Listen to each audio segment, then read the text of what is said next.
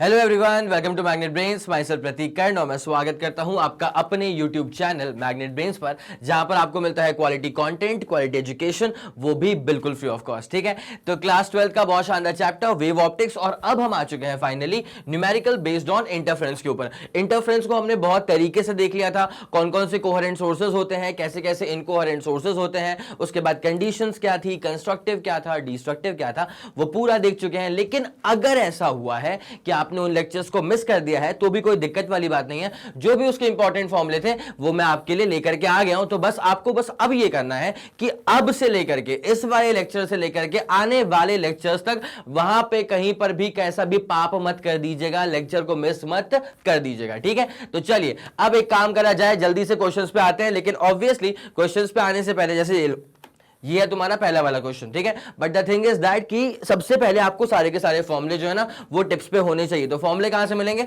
फॉर्मूले मिलेंगे सर आपको यहां से।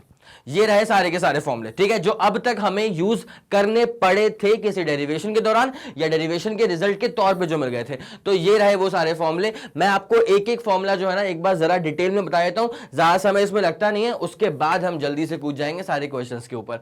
जरा गौर करिएगा, अगर एक पहला वाला वेव है जिसका एम्पलीट्यूड ए के बराबर है, दूसरा वाला वेव है जिसका एम्पलीट्यूड बी के बराबर है, अगर वो दोनों सुपर इंपोज हो गए तब जो रिजल्टेंट वेव बनकर के आएगा ना, उस रिजल्टेंट वेव का जो एम्पलीट्यूड होगा वो होगा आर के बराबर। और this R is evaluated as under root of A का स्क्वायर प्लस बी का square plus 2ab cos phi, जहां पे जो फाई होता है वो फेज डिफरेंस होता है पहले वाले वेव का और दूसरे वाले वेव के बीच का। ठीक है, ये हो गया पहला वाला केस। उसके बाद क्या होता है बेटा, अगर आप ये चाहते हैं कि रिजल्टेंट वेव का जो एम्पलीट्यूड है वो मैक्सिमाइज हो जाए, तो बेसिक फॉर्मूला चेक करो।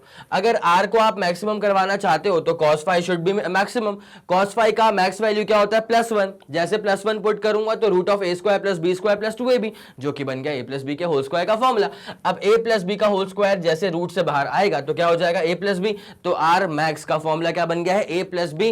दिमाग में अच्छे से डन करवा लो। a का मतलब क्या है? एम्पलीट्यूड ऑफ पहला वाला वेव। b का मतलब क्या है? एम्पलीट्यूड ऑफ दूसरा वाला वेव। और आर क्या होगा? रिजल्टेंट वेव का एम्पलीट्यूड। ठीक है, चले उसके बाद क्या होता है? इंटेंसिटी जो होती है ना बेटा, वो एम्पलीट्यूड के स्क्वायर के प्रोपोर्शनल होती है। ये बात मैं पहले से भी बोल चुका था, बहुत बार है मैंने, और डेरिवेशन के अंदर भी इसको मैंने यूज किया हुआ है। तो मैंने क्या बोला? इंटेंसिटी जो होती है वो हमेशा हमेशा किसी भी वेव के एम्पलीट्यूड के स्क्वायर के प्रोपोर्शनल होगी। सिमिलरली आई मैक्स, अगर इंटेंसिटी मैक्सिमम करवानी है तो रिजल्टेंट वेव का जो एम्पलीट्यूड है that also has to become maximum. तो intensity maximum is proportional to R max का स्क्वायर। आर मैक्स क्या है? ए प्लस बी, तो ए प्लस बी का स्क्वायर। बट प्रोपोर्शनलिटी का साइन जैसे मैं हटाऊंगा और इक्वल टू लगाऊंगा तो यहां पे क्या आ जाएगा? प्रोपोर्शनलिटी कांस्टेंट, जिसको हम के बोल देंगे। तो आई मैक्स इक्वल टू क्या हो गया? के टाइम्स ए प्लस बी का होल स्क्वायर। अब सेम लॉजिक को फॉलो करिएगा और अब हम निकालते हैं रिजल्टेंट वेव का जो एम्पलीट्यूड है वो मिनिमाइज कब होगा। जरा गौर करो, a माइनस बी आ रहा है। क्या आ रहा है? a minus B. कैसे आया a माइनस बी? अगर आपको रिजल्टेंट वेव का जो एम्पलीट्यूड है अगर आपको वो मिनिमाइज करवाना है तो cos फाई की जो वैल्यू है that has to become minimum. अब cos फाई की जो मिनिमम वैल्यू होती है वो होती है -1। ठीक है, अब -1 अगर हो गया तो a square plus B square minus 2ab हो जाएगा, जो कि होता है a माइनस बी का होल स्क्वायर। क्या होता है? a माइनस बी का whole square.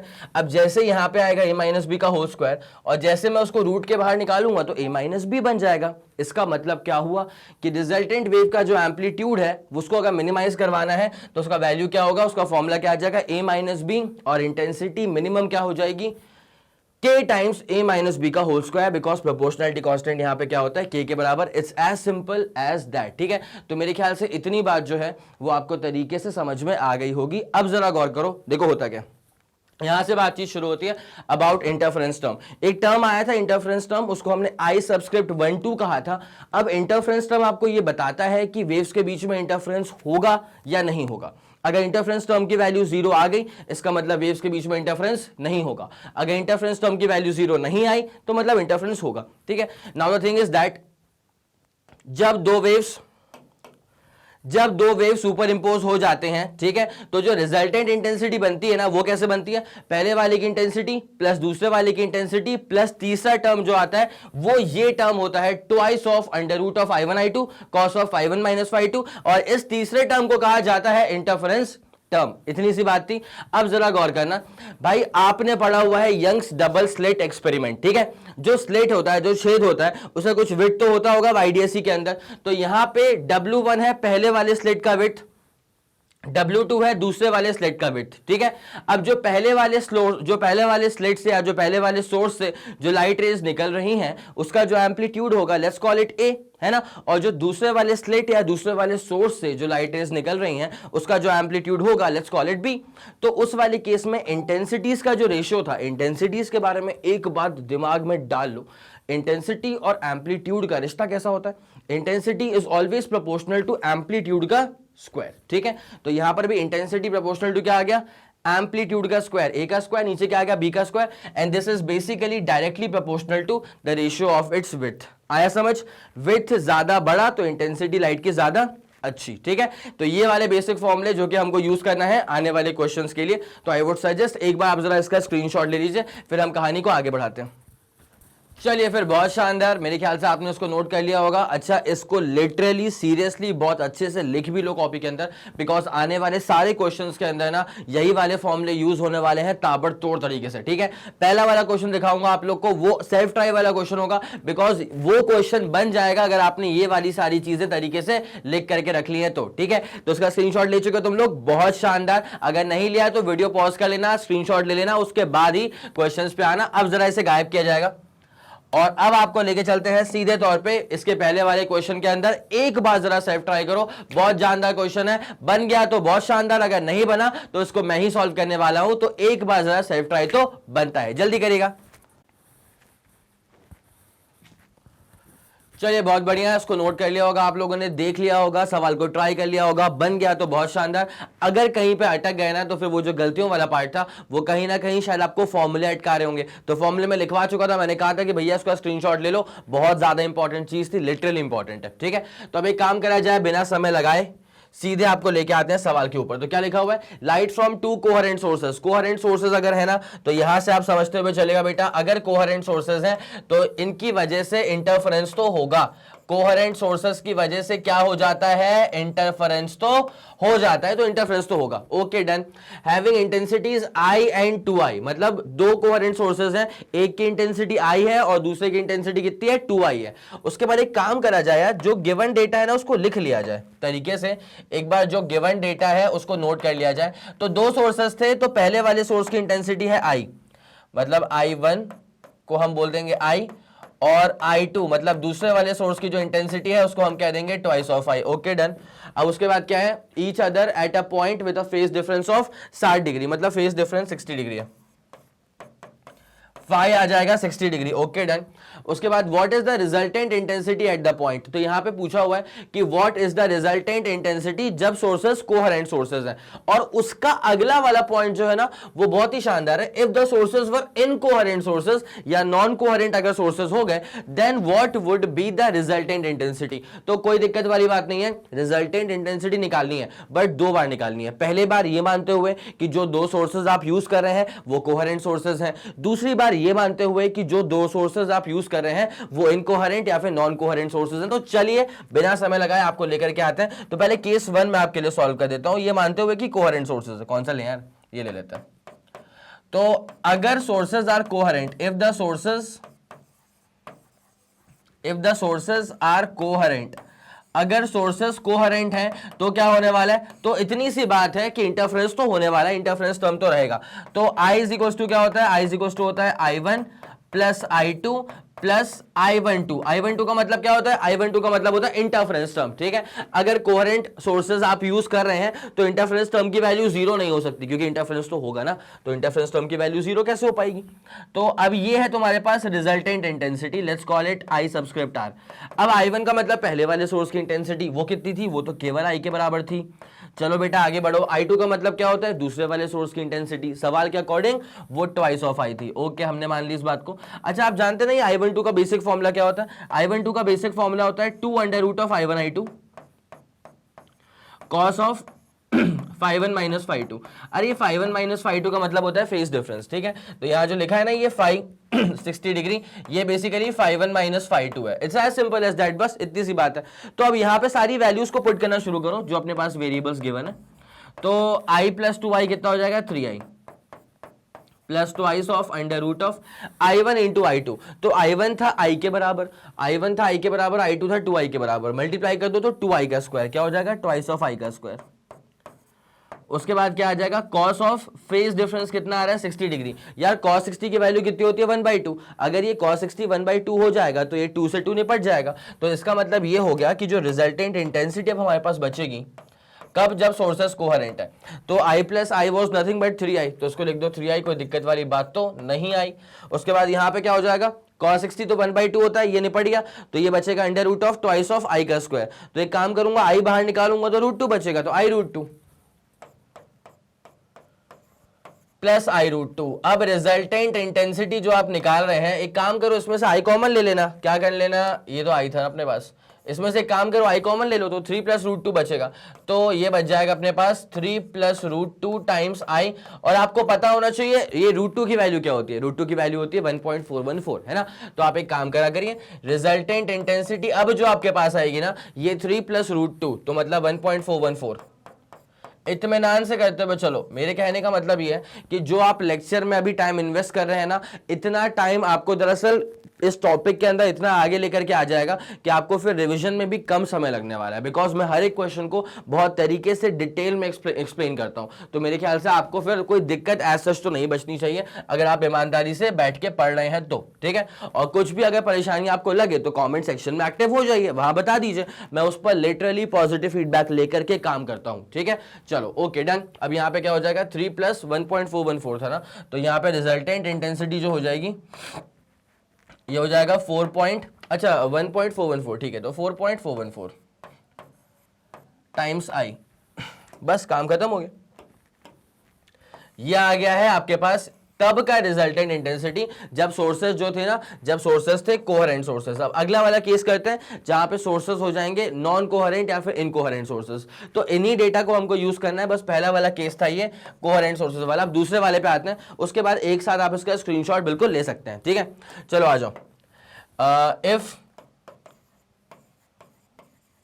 The sources are incoherent, जो सोर्सेज आप यूज कर रहे हैं अगर वो इनकोहेरेंट सोर्सेज होते हैं तो इनमें ना सबसे खास बात क्या होती है पता है कि अगर सोर्सेज इनकोहेरेंट हो गए, अगर सोर्सेज इनकोहेरेंट हो गए तो इंटरफेरेंस टर्म की वैल्यू 0 हो जाती है। इंटरफेरेंस टर्म की वैल्यू क्या हो जाएगी 0। और ये 0 किसके लिए होती है, फॉर नॉन कोहेरेंट सोर्सेज या इनकोहेरेंट सोर्सेज के लिए, फॉर नॉन कोहेरेंट सोर्सेज या फिर इनकोहेरेंट सोर्सेज के लिए। अब आप कहीं इसको देख के कंफ्यूज ना होते रहे, तो अगर मैंने ऊपर इनकोहेरेंट यूज किया है तो मैं यहां पर भी इनकोहेरेंट ही यूज कर लेता हूं। आगे समझ। तो खास बात क्या होने वाली है कि अगर सोर्सेज नॉन कोहेरेंट या फिर इनकोहेरेंट सोर्सेज हैं तो वो इंटरफेरेंस नहीं करवा पाते, इस कारणवश उनका इंटरफेरेंस टर्म की वैल्यू क्या हो जाती है 0। तो जब उसकी इंटरफेरेंस टर्म की वैल्यू मेरे भाई 0 हो जाएगी ना, तो पता है कैसे करेंगे इसको सॉल्व।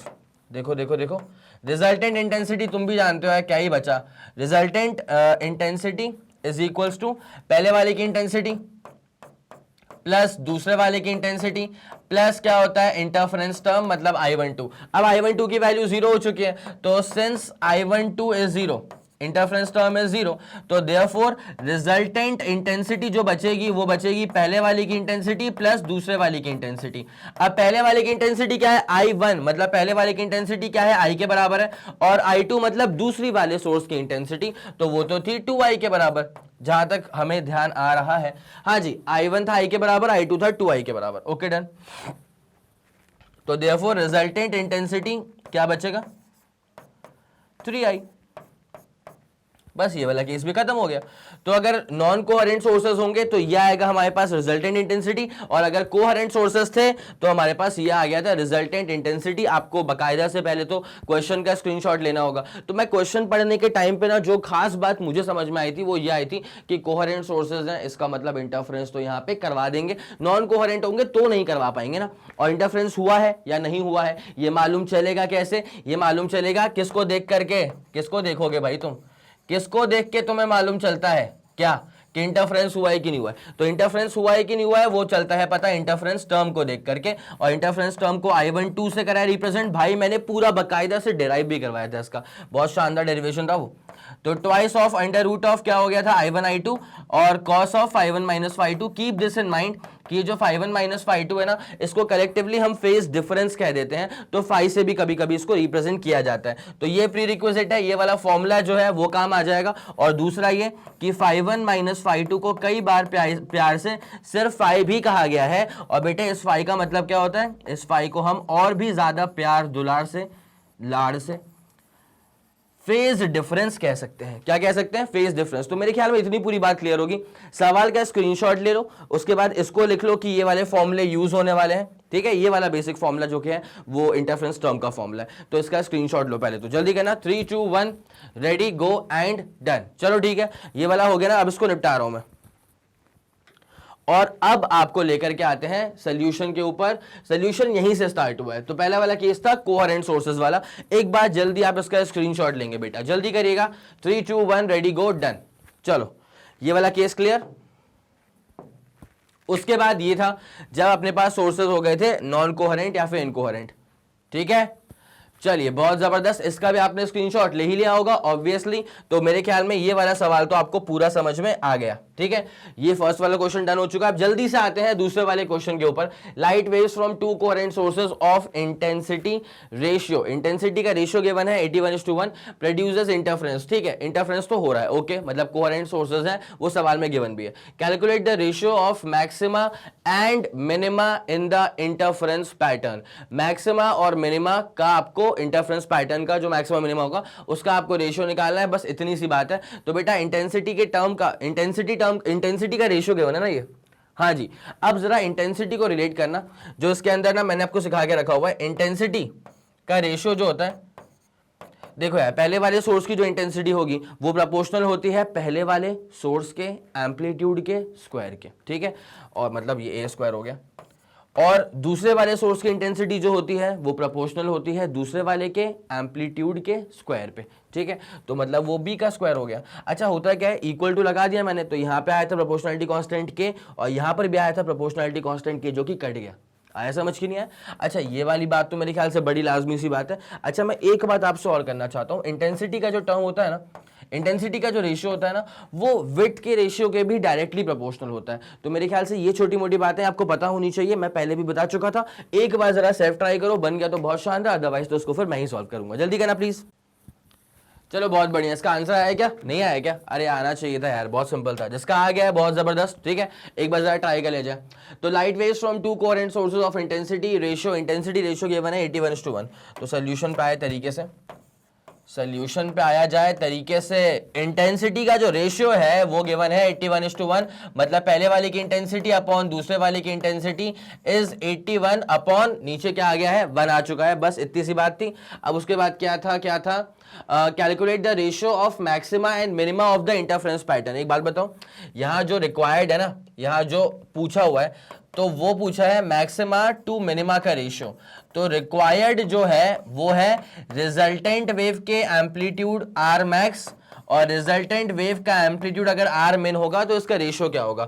अब मैं आपको एक बात बताना चाहूंगा कि आपको यह पता होना चाहिए कि आर मैक्स क्या होता है। आर मैक्स होता है ए प्लस बी। बेटा बोल तो नहीं गया, ए का मतलब पहले वाले सोर्स का जो वेव बना ना उसका एम्पलीट्यूड, और बी का मतलब जो दूसरे वाले सोर्स का वेव बना उसका एम्पलीट्यूड, ठीक है। अगर रिजल्टेंट वेव मैक्स, अगर रिजल्टेंट एम्पलीट्यूड जो है वो मैक्सिमाइज हो रहा है मतलब वो ए प्लस बी हो रहा होगा, अगर वो मिनिमाइज हो रहा है मतलब वो ए माइनस बी हो रहा होगा। अरे याद नहीं आया क्या? अरे रिजल्टेंट वेव का जो एम्पलीट्यूड था वो निकालने का बेसिक फॉर्मूला क्या था, A square plus B square plus 2ab cos phi. अब अगर r को मैक्स करवाना है तो cos फाई को होना पड़ेगा मैक्सिमम। cos फाई की मैक्सिमम वैल्यू क्या होती है, +1। अगर ये +1 हो गया तो a square plus B square plus 2ab, मतलब a प्लस बी का होल स्क्वायर। अब a प्लस बी का होल स्क्वायर रूट के बाहर आएगा तो a प्लस बी ना हो जाएगा, तो ये a प्लस बी हो गया। अब अगर r मिनिमम निकालना है तो cos फाई को होना पड़ेगा मिनिमम। cos फाई की मिनिमम वैल्यू क्या होती है, -1, तो ये हो जाएगा a square plus B square minus 2ab, मतलब a माइनस बी का होल स्क्वायर। और जब a माइनस बी का होल स्क्वायर रूट के बाहर निकालूंगा तो a माइनस बी बन जाएगा। तो रिजल्टेंट वेव का एम्पलीट्यूड जो है वो मिनिमम कब होगा, जो a माइनस बी के बराबर, ठीक है। तो ये आपसे पूछा हुआ है भैया, आपसे यही तो पूछा हुआ है कि इसका रेशियो जो है वो किसके बराबर होगा। तो इसके लिए पहले a और b तो निकालना पड़ेगा ना, तो वही अपन निकालना शुरू करते हैं। यहां से आ जाओ, इसी को देखते हुए चलना। इंटेंसिटी का जो रेशियो है वो तो गिवन है 81:1, और मैंने एक और चीज कही थी कि इंटेंसिटी का जो रेशियो होता है ना बेटा, वो दरअसल एम्पलीट्यूड के स्क्वायर के प्रोपोर्शनल होता है। इसका मतलब ए स्क्वायर बाई बी स्क्वायर की वैल्यू क्या हो जाएगी 81:1। तो आप इसके हिसाब से सीधे तौर पे ये कह सकते हैं कि अच्छा ए स्क्वायर बाई बी स्क्वायर जो है वो 81/1 है, जिसको देख करके आप अगर प्यार से देखें इसका स्क्वायर रूट ले लें तो a upon b is equal to 81 का स्क्वायर रूट क्या होता है बेटा 9, और नीचे क्या आ रहा है 1, तो यहां से a इज इक्वल टू 9 भी हो जाएगा। अच्छा ये वाला फॉर्मूला अब रिक्वायर्ड थोड़ी है, ये थोड़ी अब रिक्वायर्ड है फॉर्मूला, ये तो अपन जानते हैं, समझदार रहते हैं अपन। सेपरेशन दिया जाए जरा, है ना। अब क्या आ चुका है बेटा आपके पास कि a इज इक्वल टू क्या आ जाएगा 9b, a is equal to क्या आ जाएगा 9b, therefore a is equal to 9b। Now अब जरा आया जाए अच्छे से, are max upon R min का रेशियो पूछा हुआ था। क्या पूछा हुआ था? रिजल्टेंट वेव का amplitude maximum upon resultant wave का एम्पलीट्यूड मिनिमम। तो ये ऊपर वाला क्या था? a प्लस बी का होल स्क्वायर, मतलब a प्लस बी का होल स्क्वायर नहीं, वो रिजल्टेंट का आपको चाहिए ना रेशियो, तो रिजल्टेंट मैक्स क्या होगा a प्लस बी, और रिजल्टेंट मिनिमम क्या होगा a माइनस बी। अब यार ये जो a है ना वो तो हम निकाल चुके थे, ये आ गया था 9b, ये कितना आ गया था 9b आ चुका था, तो a आ चुका था 9b, और प्लस b कितना आ गया, b तो खैर b है, अपॉन नीचे क्या है तुम्हारे पास ये a माइनस बी, a कितना है 9b माइनस बी। अच्छा ये आर मैक्स और आर मिन का ही रेशियो पूछा हुआ है क्या? Calculate the ratio of maxima and minima in the interference pattern, मतलब आर मैक्स और आर मिनिमम पूछ के रखा हुआ है। तो आर मैक्स यहाँ पे आ चुका है a प्लस बी और R minimum a minus b. हाँ बस सॉल्व कर दो इसको, अब खत्म हो गया। तो R max upon R min is equal to 10b upon नीचे कितना आ जाएगा 8b, तो इसका रेशियो आ जाएगा 10/8, 2 से निपटा होगे तो 5/4। ठीक है, तो ये आ जाएगा तुम्हारे पास आर मैक्स और आर मिन, है ना। Okay, it's as simple as that. तो मेरे ख्याल में ये रहा आपका सवाल पूरा अच्छा सा। Calculate the ratio of maxima and minima in the interference pattern, तो वो आपने निकाल दिया। अच्छा अगर इसकी मैक्सिमम इंटेंसिटी के बारे में पूछा जाए, ठीक है, अगर पूछा है कि what is going to be the maximum intensity और मैक्सिमम और मिनिमम इंटेंसिटी का रेशियो, तो मैं उसको भी यहाँ पे एक बार कर देता हूँ। नाउ अगर intensity max upon intensity minimum इसका रेशियो पूछा जाए तो इंटेंसिटी क्या होता है? एम्पलीट्यूड का स्क्वायर होता है। तो आई मैक्स अगर है तो this is equal to K times R max का स्क्वायर, और आई मिनिमम अगर है तो के टाइम्स आर मिनिमम का स्क्वायर। अब के से के कट जाएगा, proportionality constant, R max upon R min, ठीक है, तो इसका स्क्वायर है ना, तो इसको अपन ऐसे लिख सकते हैं कि are max upon R min का स्क्वायर। बेटा आर मैक्स बाई आर मिन तो था 5/4, इसका स्क्वायर करेंगे तो 5 का स्क्वायर बोले तो 25 और 4 का स्क्वायर बोले तो 16, तो ये भी आपका डन हो जाएगा। तो अगर आपसे ये पूछते हैं कि रिजल्टेंट वेव के एम्पलीट्यूड का रेशियो चाहिए, तो एम्पलीट्यूड मतलब मैक्सिमम जो एम्पलीट्यूड है और जो मिनिमम एम्पलीट्यूड है, अगर आपको उसका रेशियो चाहिए तो इट्स जस्ट 5/4। लेकिन अगर आपको इंटेंसिटी मैक्सिमम और इंटेंसिटी मिनिमम का रेशियो चाहिए तो आंसर विल बी 25/16। तो मेरे ख्याल में ये आपका पूरा डन हो चुका है। अब बचता है इसका स्क्रीनशॉट लेना, जल्दी इसका स्क्रीनशॉट लो, फिर अपन इसमें आगे बढ़ने वाले हैं। चले फिर, बहुत शानदार, इसको नोट कर लिया होगा आप लोगों ने। अब एक काम करें, इसे गायब किया जाए और आपको लेके चलते हैं इसके अगले वाले कंटेंट की तरफ। ये रहा क्वेश्चन नंबर 3 आपके लिए। इसका जो एक हल्का सा प्री रिक्विजिट है ना, वो मैं आपको बता देता हूं। इस वाले क्वेश्चन को पढ़ने के बाद आपको समझ में आएगा कि अच्छा डेंसर मीडियम में जब लाइट रेस ट्रैवल करेंगी तो उसकी वेवलेंथ जो है वो कम हो जाएगी। तो डेंसर मीडियम में लाइट की वेवलेंथ क्या हो जाती है? Lambda dash. और रेयरर मीडियम या वैक्यूम में मान ले क्या होती है वेवलेंथ? लैम्डा के बराबर होती है। और डेंसर मीडियम में जिसमें गया है लाइट रेस, वहां का रिफ्रैक्टिव इंडेक्स क्या होगा? म्यू के बराबर। तो एक ये वाला फॉर्मूला जो है वो आपको यूज करना पड़ सकता है। तो एक काम करो, इसको फट से नोट करो, 3 2 1 रेडी गो डन। ठीक है, हो गया। अब एक काम करो, ये क्वेश्चन तुम्हारे हवाले, सेल्फ ट्राई करो, बन गया तो बहुत शानदार, अगर नहीं बनेगा तो फिर इसको मैं ही सॉल्व करवाता हूं। जल्दी एक बार सेल्फ ट्राई करो।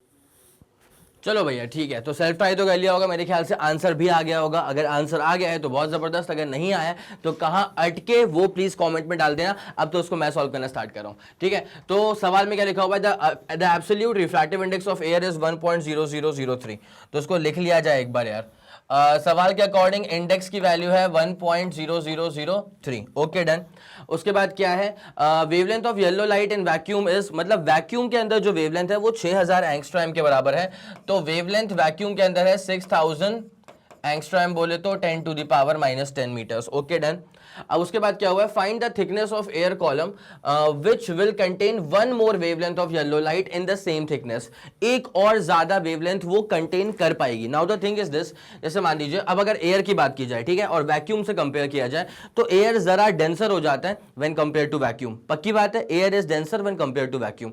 अब अगर लाइट रेस किसी डेंसर मीडियम में जाती है तो वहां पे लाइट रेस की जो वेलोसिटी है वो कम हो जाएगी और लाइट रेस की जो वेवलेंथ है वो भी कम हो जाएगी। तो अब उतने ही स्पेस के अंदर आप ज्यादा वेव्स को ना एडजस्ट कर सकते हो, फिट कर सकते हो, सेट कर सकते हो, क्योंकि वेव की लेंथ जो है वो छोटी हो गई है। That is the most important point regarding this question, ठीक है। तो अब यहां पे क्या हो रहा है, तो अब यहां पे निकालना है find the thickness of the air column which will contain, अच्छा कितनी ज्यादा वेवलेंथ, कितनी ज्यादा वेव एग्जिस्ट करवा रही है वो एक्स्ट्रा, बस एक एक्स्ट्रा वेव आ रही है, ठीक है। जितनी वेव वैक्यूम के अंदर थी ना, मान लो वैक्यूम के अंदर n नंबर ऑफ वेव्स थी, तो अब एयर के अंदर n+1 नंबर ऑफ वेव्स हैं, ठीक है। इतनी सी बात है। अब आपको निकालना है थिकनेस क्या होगा, तो डायग्राम यहां पे बहुत ज्यादा मैटर करने वाला है। तो पहले एक काम करते हैं, पहले लिख दें कि हम पहले गेम खेल रहे हैं वैक्यूम में।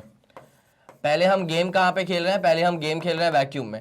तो वैक्यूम में वेवलेंथ कितनी है, लैम्डा के बराबर। और एक काम कर लेते हैं, n is the number of waves,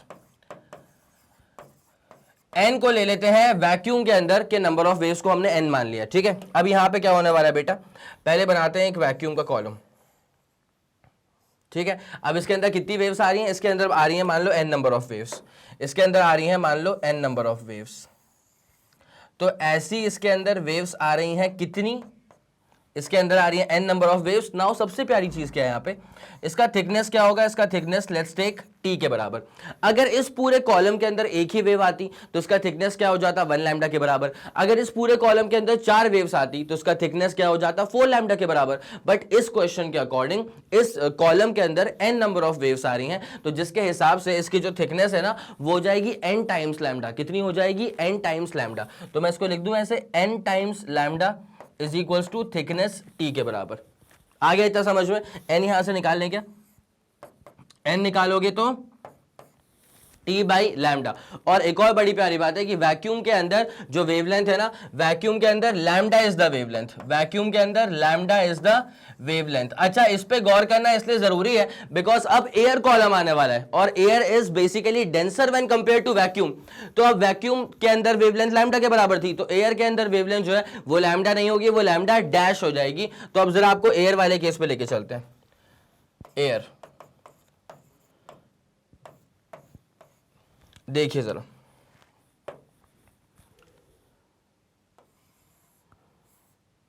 ऐसा ही बनाने का ट्राई करेंगे, ठीक है, बिकॉज थिकनेस सेम है। सवाल के अकॉर्डिंग अगर चले ना तो सवाल के अकॉर्डिंग कहा गया है कि थिकनेस जो है ना जितना एयर कॉलम की है उतनी ही वैक्यूम कॉलम की है। तो वैक्यूम कॉलम की टी के बराबर थी, तो एयर के अंदर भी कितनी हो जाएगी, जो थिकनेस है कॉलम की वो टी के बराबर रहने वाली है। वो गिवन कंडीशन सवाल का था, ठीक है। अब यहाँ पे ना वैक्यूम में n नंबर ऑफ वेव्स थी, बट यहाँ पे अब डेंसर मीडियम हो गया तो वेवलेंथ जो है वो छोटी हो जाएगी। तो वेवलेंथ जब छोटी हो जाएगी तो waves will be something like this. अच्छा ऐसी कितनी वेव्स हैं यहाँ पे, ऐसी हैं यहाँ पे n+1 नंबर ऑफ वेव्स। कितनी वेव्स है यहाँ पे, n+1, ठीक है। और यहाँ पर जो वेवलेंथ है ना वो लैम्डा के बराबर थोड़ी है, यहां पर वेवलेंथ हो जाएगा लैम्डा डैश के बराबर। तो कॉमन सेंस अप्लाई करना बिल्कुल सिंपल सा, अगर एक वेव की लेंथ है लैम्डा डैश, अगर एक वेव की लेंथ है लैम्डा डैश, तो यहां पे इन टोटल कितनी नंबर ऑफ वेव्स आ रही हैं, n+1। क्यों बोल रहा हूं पता है, बिकॉज सवाल में गिवन था कि जितनी वेव्स वैक्यूम के अंदर थी उससे एक ज्यादा, बस एक ज्यादा, तो ये हो जाएगा n+1। तो n+1 lambda dash is equal to thickness, that's for sure, ठीक है। काफी लोग यहाँ पे गलती करते हैं, वो क्या करते हैं, फर्स्ट इक्वेशन से टी निकाल दिया, सेकंड इक्वेशन से भी, इसको बोलते हैं फर्स्ट इक्वेशन, फर्स्ट इक्वेशन से टी निकाल दिया, सेकंड से भी टी निकाल देंगे, इक्वेट कर देंगे। वो गलत नहीं है, वो गलत बिल्कुल नहीं है, but the thing is that कि आपको थिकनेस ही तो निकालनी है। अगर आप थिकनेस को इक्वेट कर देंगे तो टी गायब हो जाएगा ना, ये स्मार्टनेस आपको दिखानी पड़ेगी, इसलिए मैं टी को बिल्कुल इक्वेट नहीं कर रहा। तो यहाँ पे n+1 lambda dash equal to क्या हो गया, थिकनेस के बराबर। अब हम एक बात जानते हैं, देखो यार n को तो मैं खोल सकता हूं ना, n कैसे खुलेगा, यहां निकाल के t बाई लैम्डा, तो n हो जाएगा t बाई लैम्डा, पूरा फोकस t के ऊपर, बिकॉज आपको t ही तो निकालना है। तो ये n हो जाएगा t बाई लैम्डा, +1 तो लिखा हुआ है, कोई दिक्कत नहीं है। लैम्डा डैश क्या हो जाता है, lambda by refractive index, lambda dash क्या होता है, लैम्डा बाई रिफ्रैक्टिव इंडेक्स। और बगल में क्या आ रहा है, बगल में तो आ रहा है t, कोई दिक्कत वाली बात। चलो अब एक काम करो, खोल दो इसका पूरा ब्रैकेट, तो t by lambda into lambda by mu, तो t by lambda into lambda by mu, ये अपन ने इसको मल्टीप्लाई कर दिया, प्लस क्या हो जाएगा lambda by mu. Is equal to क्या आ जाएगा, थिकनेस टी के बराबर। बस इतनी सी बात है, हल्का सा अलजबरा है, जरा सॉल्व किया जाए। जाने वाले को तो कोई नहीं रोक सकता, दैट इज लैम्डा, और लैम्डा ये तो निपट गया। तो यहां पे क्या बचा, जो बचा उसको लिख देते हैं। तो यहां बचेगा t by mu, refractive index t by mu plus lambda by mu is equal to t. अच्छा एक और बड़ी प्यारी सी बात आपको बताऊं मैं, यहाँ पे देखो, यहाँ पे तो t by mu plus lambda by mu equal to t के बराबर आ गया। मेरे को तो टी निकालने से मतलब है, मुझे क्या निकालने से मतलब है, टी। तो यहाँ पे लैम्डा बाई म्यू को अकेला छोड़ दो तनहा, तो यहाँ पे आ जाएगा T minus T by refractive index. अब मौका आ गया है रिफ्रैक्टिव इंडेक्स की वैल्यूज को पुट करने का। तो भाई साहब लैम्डा जो था ना, लैम्डा का मतलब होगा वेवलेंथ इन वैक्यूम, और वैक्यूम के अंदर वेवलेंथ कितना था, 6000 एंगस्ट्रॉम, मतलब 6000 10 टू द पावर माइनस 10। तो इसको लिख दिया जाए 6000 10 to the power minus 10 upon refractive index था 1.0003 इज इक्वल टू क्या आ रहा है यहाँ पे, एक काम करो सॉल्व कर लो उसको। जैसे मैं इसको यहाँ पे मल्टीप्लाई करूंगा तो mu times T minus T upon refractive index. भाई रिफ्रैक्टिव इंडेक्स की वैल्यू क्या होती है, 1.0003। तो यहां पे रिफ्रैक्टिव इंडेक्स है 1.0003 और ये भी लिखा है 1.0003। तो ये निपटने वाला है। तो अब ये और ये अब हमारे बीच नहीं रहे, तो हमारे बीच अब जो रहा जरा उसको लिख लिया जाए तरीके से। सेपरेशन दे दूं मैं पहले, बिकॉज नहीं तो फिर क्या खिचड़ी बन जाएगी पूरी। तो जरा इसको सेपरेशन दिया जाए।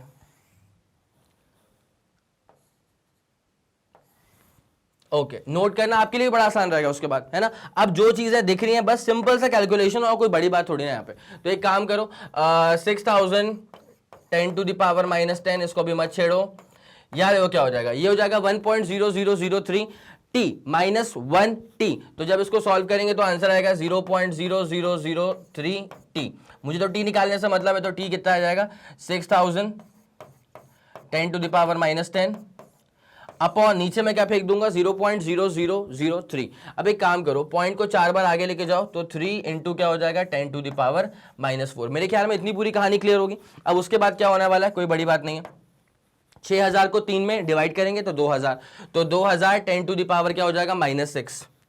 तो 2000 10 टू द पावर माइनस 6। इसको मैं ऐसे भी तो कर सकता हूं बेटा, 2 उसके बाद 10 टू द पावर 3 और 10 टू द पावर माइनस 6। पूरा स्टेप वाइज कर रहा हूं, जिसके हिसाब से t कितना आ जाएगा, 2 into 10 to the power minus 3 metre.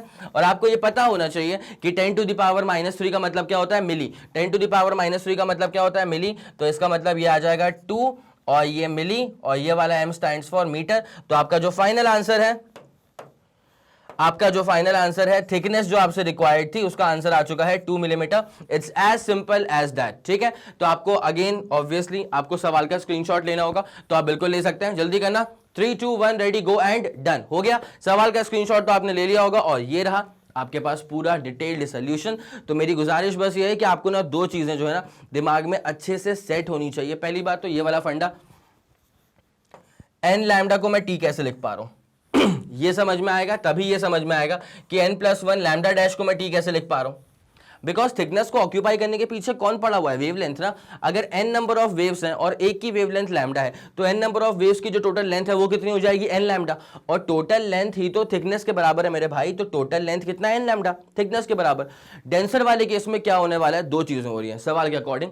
पहला तो कॉमन सेंस के अकॉर्डिंग ये समझ में आता है कि डेंसर मीडियम में वेवलेंथ छोटी हो जाएगी, तो वेवलेंथ अब लैम्डा नहीं है, लैम्डा डैश है। और दूसरी सबसे इंपॉर्टेंट बात क्या समझ में आती है कि जब आप डेंसर मीडियम के अंदर जाते हैं, तो अकॉर्डिंग टू द क्वेश्चन अब ज्यादा वेव फिट हो पा रही है। तो अब क्योंकि बिकॉज एक वेव की लेंथ छोटी हो चुकी ना, तो अब ज्यादा वेव फिट हो पा रही है। अब कितनी वेव्स फिट हो पा रही हैं, जितनी पहले हो रही थी उससे बस एक ज्यादा। तो पहले कितनी हो रही थी, n नंबर ऑफ वेव्स, और अब कितनी फिट हो पा रही हैं, n+1 नंबर ऑफ वेव्स। बस यही प्यारी बात होती है समझने लायक। मेरे ख्याल में आप इतनी पूरी बात समझ गए होंगे, तो मौका आ गया इसका स्क्रीनशॉट लेने का। जल्दी आप इसका स्क्रीनशॉट लीजिए, फिर हम बढ़ते हैं इसके अगले वाले क्वेश्चन की तरफ। जल्दी करना। चलिए फिर बहुत बढ़िया, इसको नोट कर लिया होगा आप लोगों ने इत्मीनान से। अब जरा इसे गायब किया जाए और आपको अब लेके चलते हैं इसके अगले वाले क्वेश्चन की तरफ। ये थर्ड वाला क्वेश्चन हमारा डन हो चुका है, बिल्कुल डन हो चुका है, ठीक है। अब आ गए हैं चौथे वाले क्वेश्चन के ऊपर। इफ द टू स्लिट्स, अच्छा भाई साहब ये वाले क्वेश्चन देख करके ना आपके दिमाग में सबसे पहले ये चमक जाना चाहिए। मैंने बता के रखा था, मैंने कहा था कि स्क्रीनशॉट ले लो, लेक्चर के स्टार्टिंग में कहा था कि इंटेंसिटी का रेशियो जो होता है वो एम्पलीट्यूड के स्क्वायर के प्रोपोर्शनल था, प्रोपोर्शनलिटी कांस्टेंट कट गया, और उसके बाद ये विड्थ के रेशियो के भी बराबर मतलब प्रोपोर्शनल होता है, ठीक है। विड्थ के रेशियो के प्रोपोर्शनल कौन होता है? इंटेंसिटीज का रेशियो, है ना। एक तो ये वाली बात, और उसके बाद एक तो ये वाली बात हो गई। उसके बाद आई मैक्स जो होता है और आई मिन जो होता है, इसका जो रेशियो होगा दिस इज इक्वल्स टू, अरे इंटेंसिटी मैक्सिमम कब होगी? जब आर मैक्स होगा। तो आर मैक्स के स्क्वायर के प्रोपोर्शनल होगा ना, because intensity is basically proportional to amplitude का स्क्वायर, ठीक है। और इंटेंसिटी अगर मिनिमम है तो एम्पलीट्यूड भी मिनिमम होगा, तो उसके स्क्वायर के प्रोपोर्शनल। ये देखो भैया, ए स्क्वायर बाय बी स्क्वायर, यहाँ पे आर मैक्स का स्क्वायर बाय आर मिन का square. Same logic, same logic. एक तो ये वाली बात आ गई समझ में, एक तो ये लिख लेना अच्छे से, है ना। और दूसरा क्या है बेटा, अगर आर मैक्स हो रहा है तो पहले वाले का एम्पलीट्यूड और दूसरे वाले एम्पलीट्यूड का एडिशन। अगर आर मिनिमम हो रहा है तो पहले वाले का एम्पलीट्यूड माइनस दूसरे वाले का एम्पलीट्यूड। भाई काम करो, पूरे एकदम लाइटनिंग स्पीड के साथ छाप दो उसको फट से। 3 2 1 रेडी गो एंड डन। बहुत जबरदस्त। अब आते हैं क्वेश्चन के ऊपर। पहले क्या होता है ना, क्वेश्चन देख करके एक बार दिमाग चमकता है कि अरे रे रे ये जो टर्म्स है ना, ये तो कहीं सुने हुए हैं, ये तो कहीं देखा हुआ है, कौन से फॉर्मूले में फिट होगा। तो एक बार लिख लिया करो ना उसको, बिकॉज वही तुम्हारी हेल्प करने वाले हैं अभी, है ना। उसको इग्नोर नहीं कर सकते, इनको इग्नोर थोड़ी किया जाता है। तो if the two slits in Young's double slit experiment have the width ratio of 1:4, okay. भाई अपना अप्रोच तो वही है, given condition to find, given condition to find. तो विड्थ का रेशियो जो है W1 by W2 वो गिवन है 1:4। तो एक बात मैं यहीं से और भी निकाल सकता हूं कि विड्थ का रेशियो जो था वो तो एम्पलीट्यूड के स्क्वायर के प्रोपोर्शनल, है ना। आया समझ की नहीं आया? तो देयरफॉर आप ये कह सकते हो कि अच्छा बेटे ए स्क्वायर बाई बी स्क्वायर जो है वो आ गया है 1/4। भाई 1/4 था कि 4/1 था? 1/4 ही था। अब रिजल्टेंट अब निकालना क्या पता है? Ratio of intensity at maximum and minimum. अरे आई मैक्स अपॉन आई मिन निकालना है यार। आई मैक्स अपॉन आई मिन क्या होगा ये पूछा हुआ है यहाँ पे, ठीक है। तो सवाल के अकॉर्डिंग अगर चला जाए तो ए बाई बी जो है ये कितना आ जाएगा? 1/2, केवल 1/2। ए बाई बी सही जा रहा है 1/2। तो यहां से बी इक्वल टू क्या आ जाएगा? 2a के बराबर। अब इसका हम यूज करने वाले हैं। b कितना आ चुका है? 2a के बराबर, है ना। Now the thing is that, एक बार मेरी बात मानो, आर मैक्स निकालो। तो आर मैक्स क्या होता है? अरे दुनिया जानती है, आर मैक्स होता है a plus b. R max क्या होता है? a plus b. और आर मिन क्या होता है? आर मिन होता है a माइनस बी। मिन मतलब आर मिनिमम, ये हो जाएगा a माइनस बी। अब इन दोनों को मैं यूज करूंगा ना थोड़ी देर के लिए, तो जरा गौर करा जाए। नाउ आपसे पूछा क्या हुआ था? Intensities, max intensity upon min intensity का रेशियो। तो intensity max upon intensity min is equal to R max का स्क्वायर अपॉन आर मिन का स्क्वायर। तो अगर आर मैक्स का स्क्वायर अपॉन आर मिन का स्क्वायर है तो होल स्क्वायर कर दो, चलेगा आपको इतना। अब आर मैक्स क्या होता है? ये तो a प्लस बी होता है। और आर मिन क्या होता है? ये तो a माइनस बी होता है। तो a प्लस बी और अपॉन a माइनस बी का होल स्क्वायर कर दिया। Now the thing is this, intensity max upon intensity मिन वो तो हम निकाल ही देंगे, कोई बड़ी बात नहीं है इसके अंदर। But the thing is that A को मत छेड़ो, लेकिन बी को तो छेड़ सकते हैं ना। बी कितना आ रहा है? 2a के बराबर। तो a प्लस बी कितना आ रहा है? बी आ रहा है 2a के बराबर। अपॉन नीचे a माइनस बी कितना आ रहा है? बी अगेन वही 2a के बराबर ही तो है। तो यहाँ पे इनका पूरे का होल स्क्वायर करना है ना, तो यहाँ पे स्क्वायर और यहाँ पे स्क्वायर, ठीक है। अब भाई साहब आंसर आ गया अपना, कोई बड़ी बात नहीं है, यहाँ पे आंसर आ चुका है। इंटेंसिटी मैक्स और इंटेंसिटी मिन का रेशियो a प्लस 2a कितना हो जाएगा? 3a। तो 3a का स्क्वायर करोगे तो कितना आ जाएगा? 9 टाइम्स a का स्क्वायर।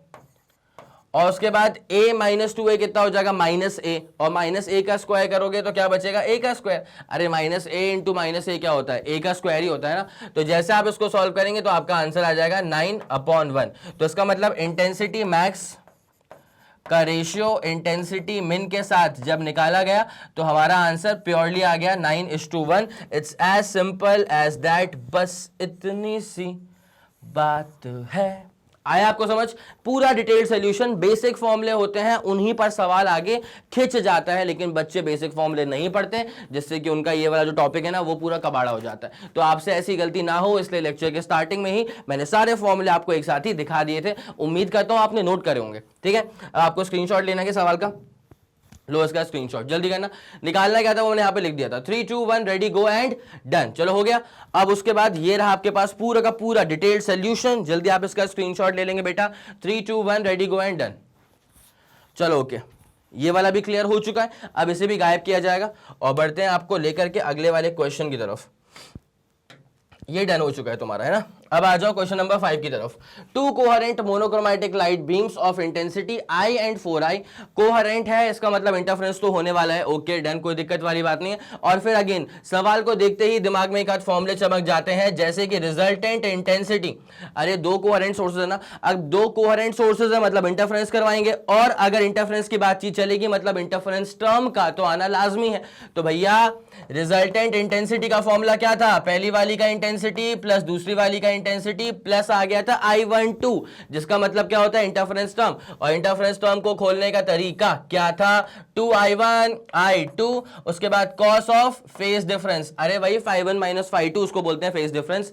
अब एक और चीज तुमको बताता हूं, अगर रिजल्टेंट इंटेंसिटी मैक्सिमाइज करवानी है तो cos phi should be maximum, ठीक है। और रिजल्टेंट इंटेंसिटी अगर मिनिमम करवानी है तो cos phi should be minimum.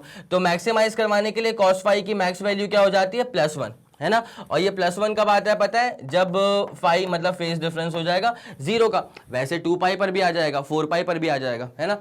तो अभी इतनी बात समझ में आ गई, मतलब मिनिमम कब आएगा, 0 पे आएगा। मतलब cos फाई की मैक्स वैल्यू जो 1 है वो कौन से मिनिमम एंगल पे आ रही है, 0 पे आ रही है। cos फाई अगर आपको मिनिमम करवाना है, भाई मिनिमम क्यों करवाना है, अरे अगर रिजल्टेंट इंटेंसिटी मिनिमम करवानी है तो cos फाई करवाना पड़ेगा मिनिमम। अब cos फाई की मिनिमम वैल्यू क्या होती है, -1। अब ये कब आती है, देखो भैया पाई पे आती है, फिर 3π पे भी आएगी, फिर 5π पे भी आएगी, फिर 7π पे भी आएगी। But the thing is that कि वैसे कहाँ पे दिखाई दे रही है हमको, सबसे पहले कहाँ दिखाई दे रही है, पाई पे दिखाई दे रही है। ये इतनी सी बात थी। अब सवाल के अकॉर्डिंग ये फॉर्मूले हम चाहे तो यूज कर सकते हैं। सवाल के अकॉर्डिंग दो मोनोक्रोमैटिक लाइट बीम्स है, इंटेंसिटी आई है, 4i है, are superimpose. What will be the maximum and minimum possible intensities, maximum and minimum possible intensities जब आई और 4i है, पहली वाली का और दूसरी वाली का। सोल्यूशन पे आ जाओ। सवाल के अकॉर्डिंग गिवन है कि पहले वाली की इंटेंसिटी जो है वो i है और दूसरी वाली की जो इंटेंसिटी है वो 4i है। ये चल रहा है सवाल के अकॉर्डिंग। अब क्या पूछा हुआ है, what will be the maximum and minimum possible intensities. Maximum intensity अलग से पूछ के रखा हुआ है और मिनिमम इंटेंसिटी अलग से पूछ के रखा हुआ है। तो भाई कोई दिक्कत वाली बात नहीं, अभी निकाल देते हैं इसका मैक्सिमम इंटेंसिटी बिना समय लगाए। तो जब आपको निकालना है मैक्सिमम पॉसिबल इंटेंसिटी, तो इसके लिए आप क्या करेंगे पता है, कोई बहुत बड़ी बात नहीं है, जस्ट आपको मैंने बता के रखा हुआ था, ठीक है। मैक्सिमम पॉसिबल इंटेंसिटी तब आएगी जब cos फाई की वैल्यू मैक्स हो जाएगी, और cos फाई की मैक्स वैल्यू क्या होती है, +1, ठीक है। जिसके लिहाज से रिजल्टेंट इंटेंसिटी का फॉर्मूला क्या होता है, I1 + I2। I1 की वैल्यू है I, I2 की वैल्यू कितनी है 4i, plus twice of √of I1 मतलब I, उसके बाद I2 मतलब 4i।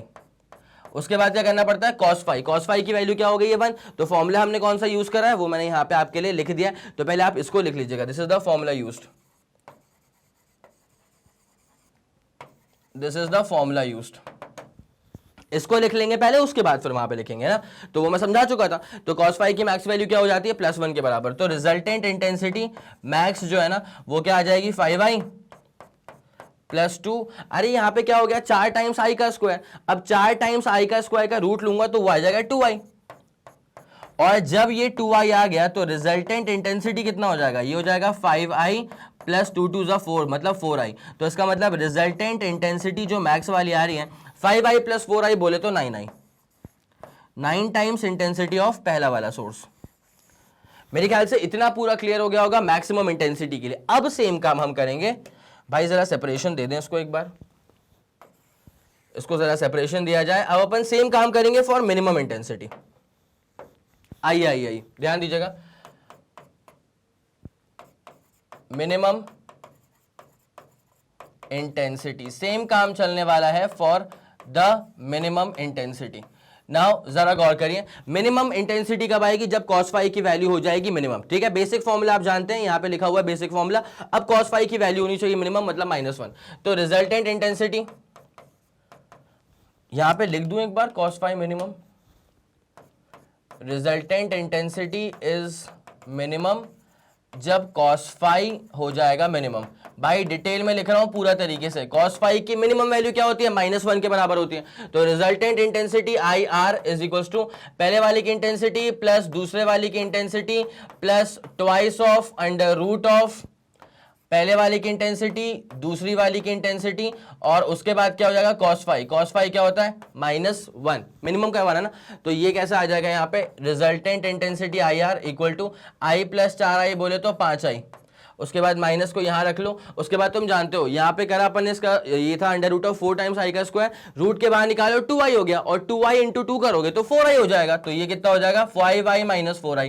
तो रिजल्टेंट इंटेंसिटी मिनिमम कितनी आ जाएगी, 5i माइनस 4i बोले तो सिर्फ i बचेगा। It's as simple as that, ठीक है। वो आ गया मिनिमम और ये वाला आ गया था मैक्सिमम, ये वाला आ गया था मैक्सिमम और ये वाला आ गया था minimum.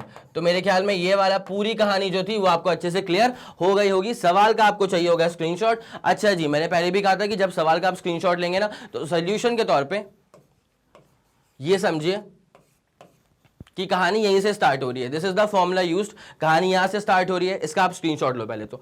3 2 1 ready go and done. चलो हो गया होगा मेरे ख्याल में, इसका आपने स्क्रीनशॉट ले लिया। अब उसके बाद ये रहा आपके पास पूरा डिटेल्ड सॉल्यूशन। जल्दी आप इसका स्क्रीनशॉट भी ले लेंगे, जल्दी करिएगा। 3 2 1 रेडी गो एंड डन बेटा, बहुत शानदार। तो ये वाला केस भी आपका कंप्लीट हो चुका है। इस वाले क्वेश्चन को भी करवा दिया गया है तरीके से डिटेल्ड सॉल्यूशन के साथ।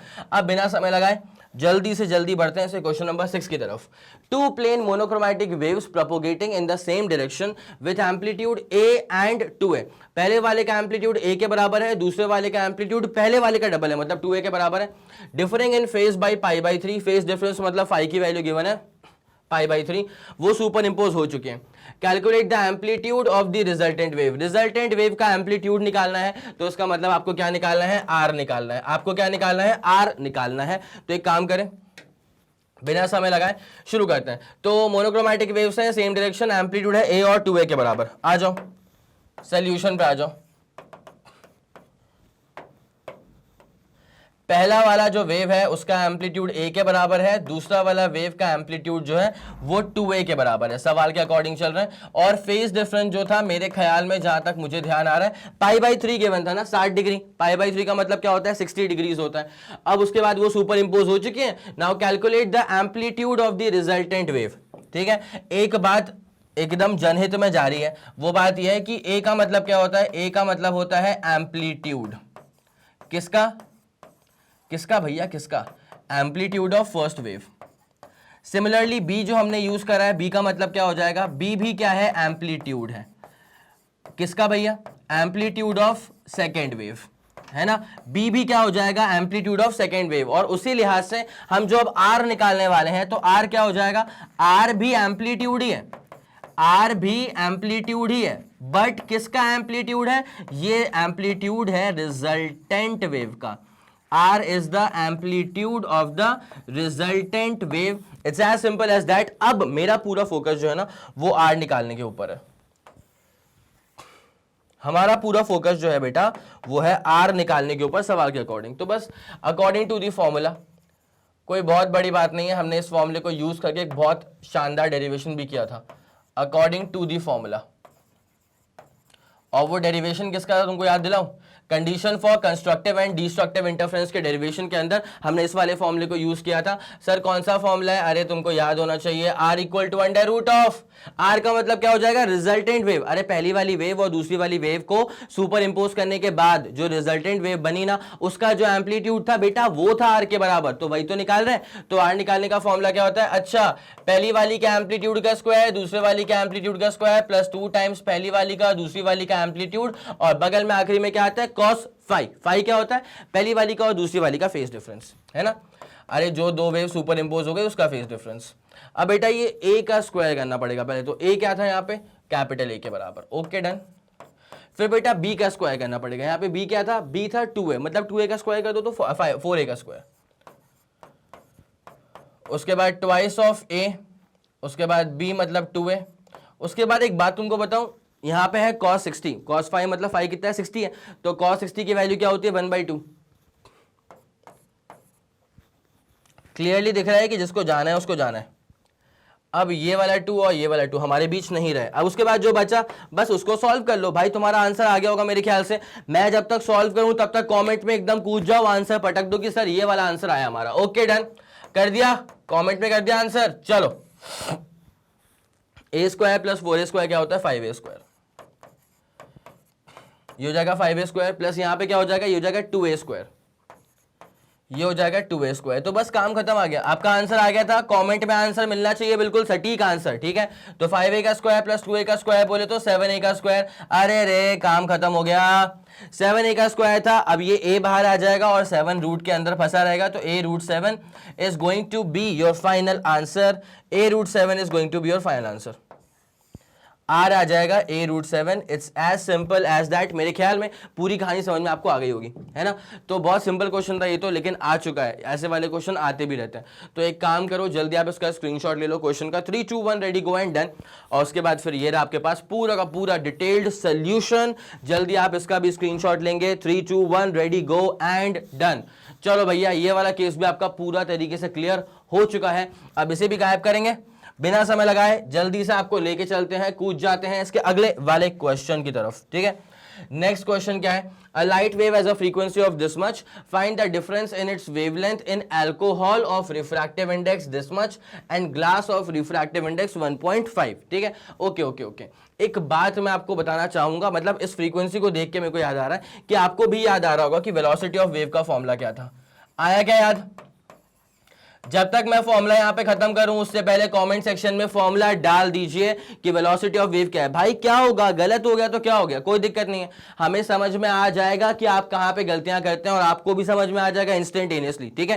तो भाई साहब, आपका आंसर सही आ रहा हो या गलत आ रहा हो, लेकिन मुझे कॉमेंट में लिख करके डाल दिया करो कि सर जब आपने क्वेश्चन कहा ना पॉज करने के लिए तो हमारा ये आंसर आया समझ कि नहीं आया, पक्का। उसके बाद जब मैं सॉल्व कर दूंगा तो you will get the correct answer, उसमें कोई लोड ही नहीं है। तो यहाँ पे वेलोसिटी ऑफ वेव क्या होता है पता है भाई? वेलोसिटी ऑफ वेव अगर आपको निकालना है ना तो लैम्डा इनटू फ्रीक्वेंसी, ये एक फॉर्मूला है जो कि यूज तो होता ही रहता है ऑब्वियसली यार, ठीक है। अब डेंसर मीडियम में जाऊंगा तो क्या होगा पता है? डेंसर मीडियम में जाने पे लाइट की जो वेलोसिटी है, जो वेव की वेलोसिटी है वो कम हो जाएगी, तो वेवलेंथ भी कम हो जाएगा, but frequency remains same, frequency change नहीं होती।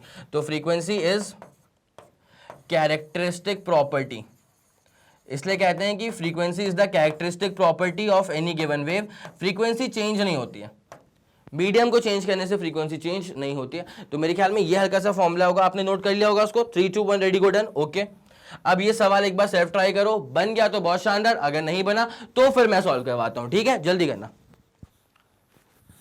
हाँ जी, फिर हो गया ट्राई, कर लिया, आंसर निकाल लिया, ठीक है। अगर आ गया आंसर तो बहुत जबरदस्त, अगर कहीं अटक गए एक बार चेक कर लेते हैं। तो a light wave has a frequency of this much, frequency change नहीं होती है मीडियम वगैरह को चेंज करने से।